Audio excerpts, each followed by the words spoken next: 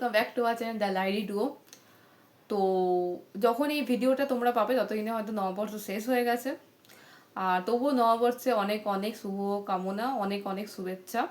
বড়দের প্রণাম জানাই, ছোটদের অনেক অনেক ভালোবাসা।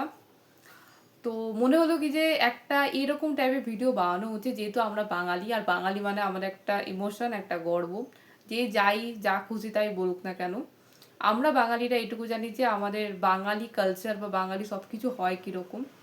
অ্যাজ এ বাঙালি মেয়ে, অ্যাজ এ আমি একদম I am proud of it যে আমি বাঙালি। আর আমার বাঙালির সমস্ত রকম আমার সব কিছুতে যেন আমরা অনেক মিলেমিশে থাকতে ভালোবাসি সব দিক থেকে। এবার থেকে মনে হয় আমাদের আসল জীবন শুরু হবে, মানে নববর্ষ মানে প্রত্যেকটা মাসে, মানে আমরা যেটা বলি 12 মাসে 13 পার্বণ। মানে এটা হচ্ছে আমাদের কাছে একটা কালচার বলতে গেলে, যে প্রত্যেকটা মাসে এবার আমরা কিছু না কিছু একটা পাবো। যেমন জামাই ষষ্ঠী থেকে শুরু করে পিঠে পুলি, দুর্গা পুজো, কালী পুজো, লক্ষ্মী পুজো, কার্তিক পুজো, সব কিছু এরপর থাকবে। কিন্তু বেসিক্যালি যদি আমি আমার নিজস্ব কথা বলি, বিশেষ করে আমার জামাই ষষ্ঠীতে আমার কোনো যায় আসে না, আমাদের ঘরে কোনো জামাই নেই, মানে এই মুহূর্তে নেই। আর আমাদের বিয়েও হয়নি, আর আমার মার কোনো ইন্টারেস্টও নেই মনে হয় জামাই খাওয়ানোর। তো এটা কোনো রকম কোনো এ নেই এটার সাথে। আর নেক্সট যদি বলে, এবার মনে হয় আমার কাছে সোজা পার্বণ হয়তো হবে রথযাত্রা। রথযাত্রাও, হ্যাঁ রথযাত্রা তো লেট আছে মনে হয়, হয়তো জুলাই আগস্টের দিকে থাকে।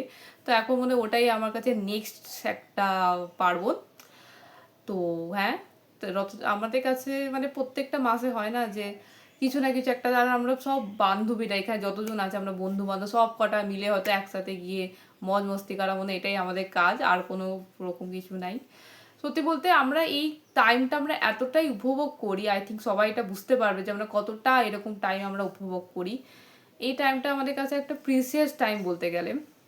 সত্যি বলতে আমাদের প্রত্যেকটা টাইমই হয়তো প্রিসিয়াস টাইম, কিন্তু আমাদের মনে হয় নববর্ষ এসে গেছে মানে এবার মানে শুরু হয়ে যাবে আলাদাই, মানে একটা হয়ে যায় না যে সরস্বতী পুজো খতম হলো আবার সেই মনে হয় যেটা লাস্ট পুজো, তারপর আবার নববর্ষ এলো, নববর্ষে আসার পর প্রত্যেকটা পুজো মানে একটা পর পর যেন চলে যায়, মানে দিনগুলো যে কিভাবে কাটে সেটা না আমরা মানে বোঝাই যায় না, বুঝতেই পারা যায় না।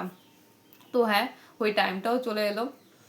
যদি এক একটা রকম মানে কথাও বলি, বা এক একটা যদি আমরা পার্বণ নিয়ে কথা বলি, অবশ্যই দুর্গাপুজো কালী পুজো নিয়ে আমরা তো বলার নেই কিছু।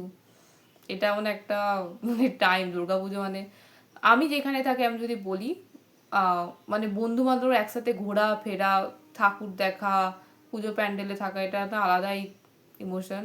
আর যদি আমি এবার আমি যদি বলি আমার এখানে, আমার এরপর বলে আমার যে বেরোনো হচ্ছে রথযাত্রা, মানে ওর যে একই হয়তো বন্ধু বান্ধব যে রথ টানা এগুলোই আছে। তো হ্যাঁ, নববর্ষ তো আমি তো আমার দিক থেকে নববর্ষ খুব ভালো কাটিয়েছি, আমার মার দিক থেকে। আমাকে এই মুহূর্তে আমি আর মাই আছে এখানে, আমার দিদিও ওখানে, যদিও আমার দিদি এখন কলকাতায় আছে। তো হ্যাঁ, ও আশা করি ওর নববর্ষ ভালোই কাটিয়েছে বন্ধু বান্ধবের সাথে। আমিও এখানে সত্যি বলতে আমি আমার সবার সাথে বেশ ভালো কাটিয়েছি, আমার দিক থেকেও নববর্ষ খুব ভালো কেটেছে। আশা করবো আপনারও নববর্ষ খুব খুব ভালো কাটুক।